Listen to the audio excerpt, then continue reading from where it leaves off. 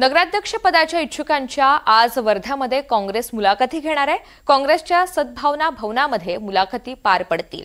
माजी मंत्री राजेंद्र मुळक आणि इतर महत्त्वाचे पदाधिकारी यासाठी उपस्थित राहणार आहेत। 13 किंवा 14 तारखेला काँग्रेस आपले उमेदवार निश्चित करेल असं काँग्रेसकडून जाहीर करण्यात आलंय।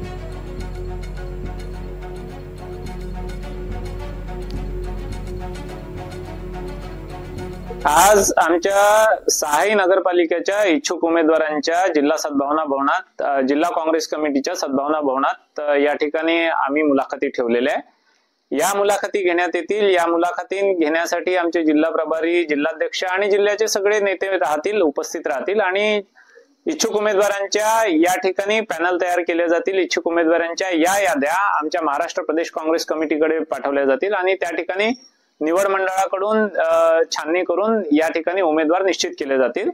कदाचित 12 किंवा 13 तारखेपर्यंत आमचे जवळपास सर्व उमेदवार निश्चित होऊन जातील।